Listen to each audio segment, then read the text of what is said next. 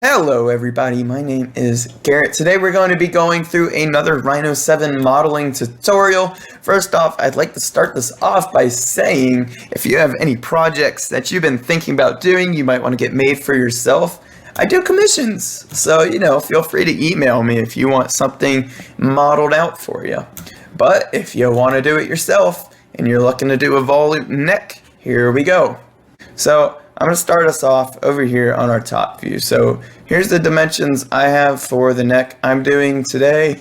Now, as always, I highly recommend you go measure your own necks, what you want to do. I'm not even sure it's completely right, but for the purposes of this video, it doesn't really matter. All I'm trying to do is show you how to get to this step right here. So measurements don't really matter for me, but they do for you. So make sure you measure. Okay, so moving on, our first 5 steps here are pretty much prep work and they're not too complicated, so I'm not going to go into it.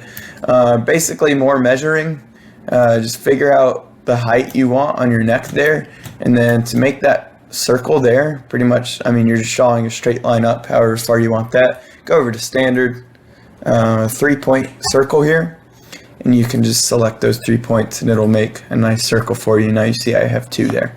Okay. So that's how you do that. Once you got the whole circle there, split it off. So now you have half a neck. And then we get into doing our headstock. So you can see over here, how you just do this is you bring in your background, what is it called? Background bitmap. There we go. So you just select that, bring in a picture of a headstock, and just trace it. And the best way to do that for the straight parts is the polyline. And then if you right click, or just click that little triangle there, you'll see this interpolate points here, and that's what you want to use for your curves here. So you only want to use 3 clicks per curve. That's very important. Saves you a bunch of headache later. So, one at the beginning, one at the vertex, and one at the end. Boom, we got a perfect recreation of the curve. So that's all you need to do there. It's a really powerful tool. And then last, for the setup part, basically where your headstock comes down. I'm using an Ibanez shape today, but I think most headstocks do this, right? They kind of taper down here at the end. So wherever they taper into the neck, you need to do 2 straight lines and then go over to your match command, and the curve to change is going to be the curve that's tapering in, and you want to match it to the straight lines. And that'll make sure we have a nice, continuous surface later on down the road. And then once you got that to scale and everything, just bring it down to where it's sitting nicely up next to your neck. And you can see we're looking at this from behind. So all the setup out of the way, now we can actually move into the neck. So basically, I'm just going to copy this model here, and we're going to work off of that up above. Now, first off, the first thing we have to do is make this kind of like corn stalk looking thing, which I'm actually going to copy this up as well, or at least just the circle, because, it worked well for me. But I'll show you what this circle needs to be like. So let's just drag this up above our neck here so we got some breathing room. Okay, so here's what you need to do. So on your headstock here, basically just make a line across like this, and then grab a center circle and just make a circle that's a little bit, not as wide as the rest of your headstock there. You need it not to be as wide for the next step. So here's what we're going to do. We're going to run an extend command. Don't need an extension length. I actually need to explode this first. Now we can run an extend. Okay, so no extension length. Bring these out. Make your little corn ears, whatever they are. Curve to extend. Okay, there we go.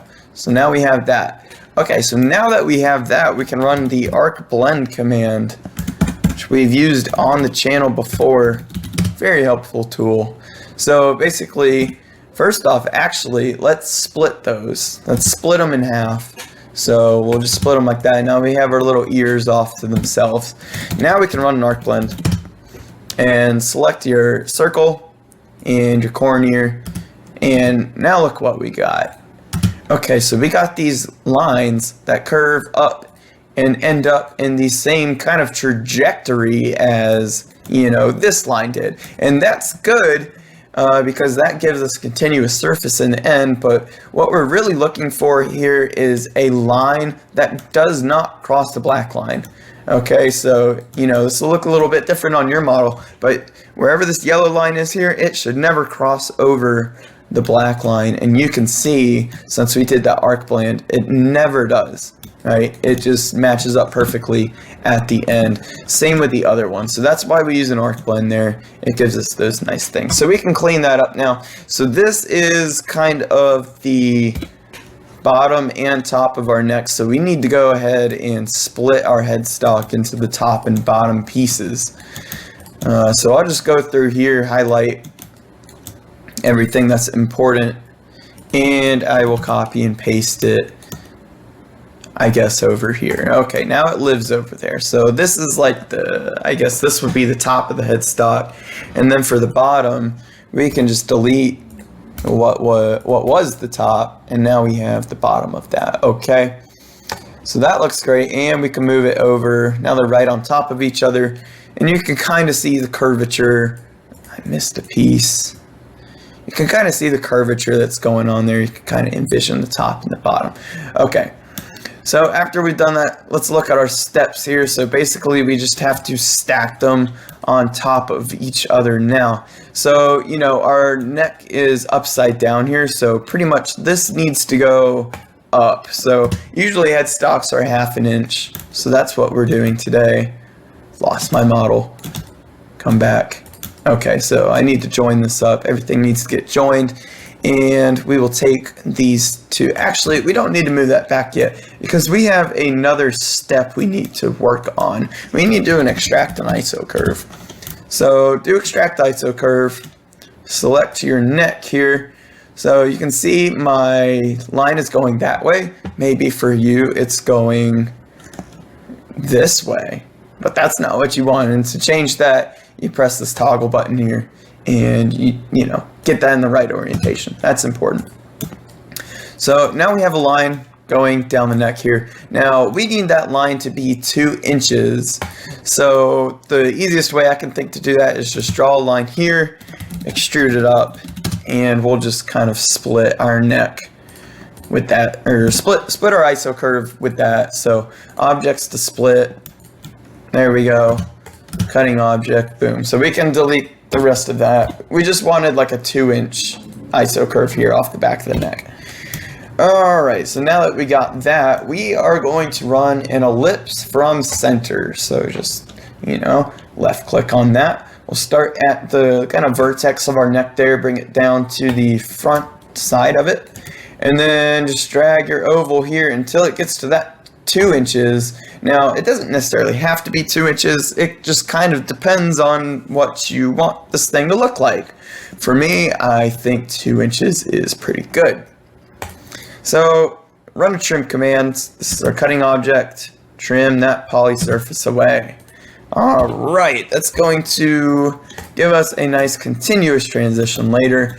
So now let's just move our headstock into place there. You can see it's starting to come together a little bit.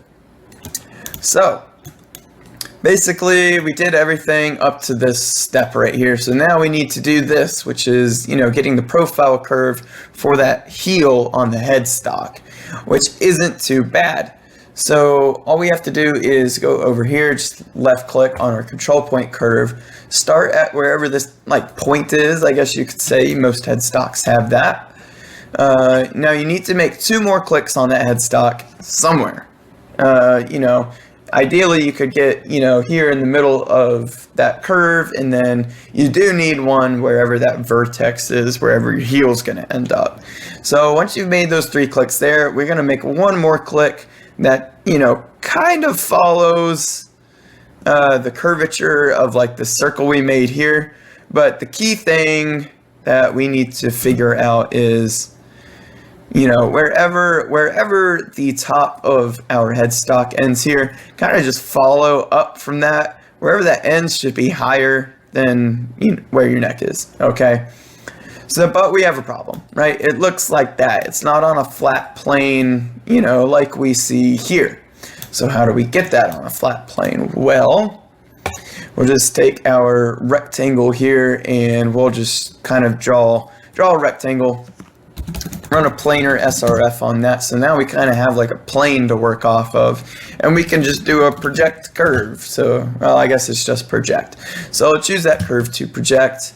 We will throw it up against our line there, and look at that. Now we have a flat curve we can work with.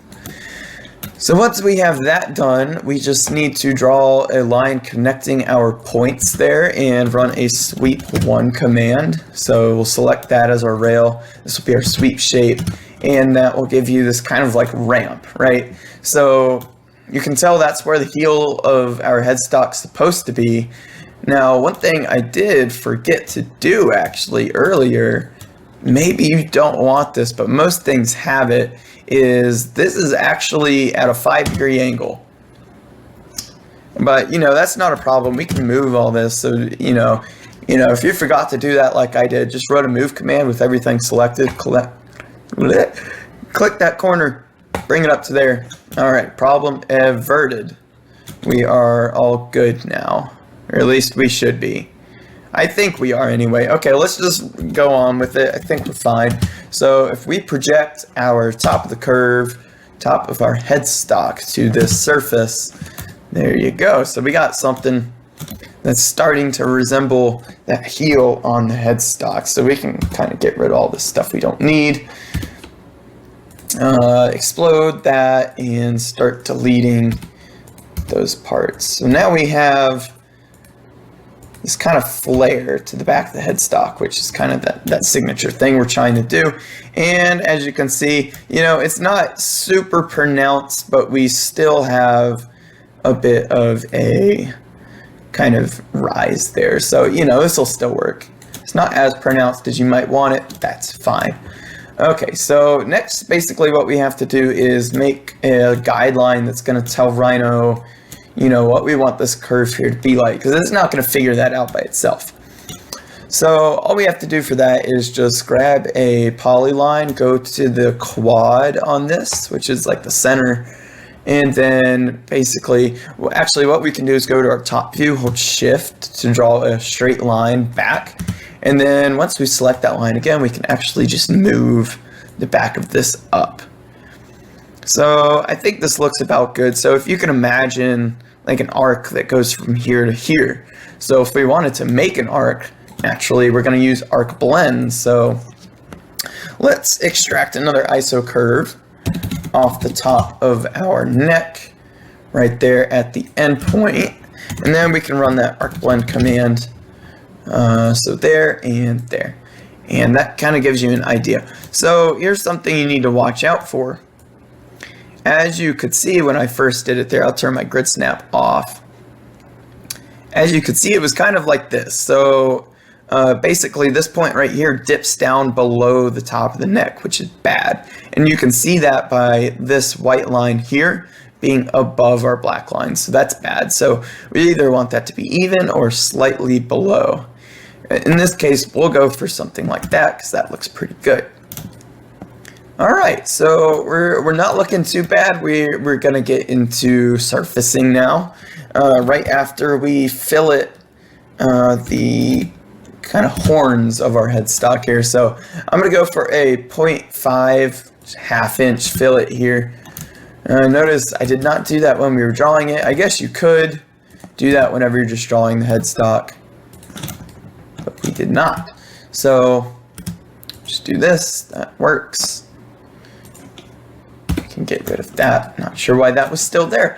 Okay, so now grab a polyline, go to the end of that fillet, drag down, do that on the other side as well. And now you can start to see we kind of have this like section right here that we can work from. This section right here, it will work very nicely for a network surface. Now, I know some people in the comments are going to say, why didn't you use a sweep 2? Because it won't work. Trust me, it just won't work. All right, so we need to do our duplicate edge command there, and then explode the bottom of our headstock right there. Grab those, and those curves we just duplicated, and join. Now I should clarify why we're going to run this network surface here, but I should clarify why a sweep 2 won't work here, and it's because it doesn't do a great job at maintaining the height. So basically, if I did a sweep 2, when we got into this part, you'd see kind of like a bow. It wouldn't keep this flat edge coming all the way out. It would bow in, and first of all, that's impossible to produce. Second of all, it looks terrible, okay? So network surface kind of fixes all that, right? It gives us this really nice surface here that we can work off of. Okay, so the next thing to do, we want to delete those curves we made earlier because we're going to run a sweep 2 command actually for this because, you know, it's just straight lines all the way around. So we don't have to worry about it messing up on us. So just go back through here, join all these curves that we kind of exploded earlier, clean that curve up because we don't need it anymore. So once we get all of these curves joined up, we're going to select the polysurface edge, and that's going to take all of these ISO curves that you see here and continue them forward, so it gives us a really nice surface. So our first rail is the top here, second rail is the bottom, and then this is just selecting our polysurface edges. And then as you can see, those ISO curves, which are these black lines in between, they're just moving along, you know. So everything's for, you know, it's pretty much the same surface at this point, which is great. So now we just have to get to doing the top of the neck, which is actually pretty easy. So just take, again, the kind of bottoms of the fillets we did earlier. Let's run a planar SRF through this section here. We're doing a planar SRF here just because this is a flat plane and it gives us kind of the best surface here, but we will actually have to redo these later, but this is going to give us something to work off of. Next is patch command, which is a first for the channel. I usually don't like patch, but sometimes it does good. Now I want to mention something here. When I first did it, you can see we get two options here, curve and polysurface edge. If you do polysurface edge, it won't work. Basically, it's going to try and like match the curvature of that surface, and that's actually not what we want here. So make sure this edge is duplicated and you pick the curve. So once we do that, we're going to bring these down to 1 of a span, and if I preview that, you can see we get a pretty nice surface there. But as you can see, these surfaces are disjointed here, so if I tried to fillet this right now, it might not work, and you know, this just isn't the best practice. So what we're going to do is just grab the quad off the top here, hold shift on your top view, go all the way down, and just split these surfaces in half pretty much. Okay, so if I do that, you can see I end up kind of with like a cross section of what that surface was. So if I duplicate both of these and then join that, I delete the line I made and the surfaces. Now I have this kind of cross section, and in our heads we can imagine that. So luckily Rhino can do the same thing. All we have to do is join these two curves on the top here, and guess what? Another patch command. Patch actually works pretty well for this. Usually I don't like using patch because it can get a little bit messy. I'm not sure why these curves aren't wanting to join together. That's interesting. There we go. Okay, anyways, so we run the patch. We'll select those curves, and kind of those like, you know, inferred curves of where we want our surface to be. Now, for here, this is a more complex surface, right? So I'm actually gonna bump that back up to 10. And if I preview that, now you can see we actually end up with something pretty nice here. So that's good. That is really good. So now we got almost everything together. I mean, this has come together pretty fast here. So, you know, all that's left pretty much is doing a fillet edge. I'm doing 1/16 inch.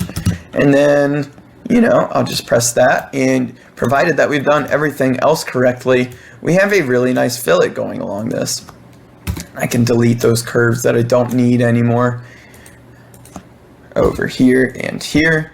And as you can see now, we actually have a really clean surface, and that is it, guys. This is pretty much done. You know, of course, you could go back and fill in the top here, but you know, that's pretty self-explanatory. This kind of transition here is the hardest thing. All right, guys, so I hope this helped. If it did, you know, just press the like button. Helps me out a little bit. But that's pretty much it. So, you know, hope you guys enjoyed. If you have any other suggestions for what you want me to do in the future, leave them down below and I will get to them soon. That's going to be it for me today, guys. See ya.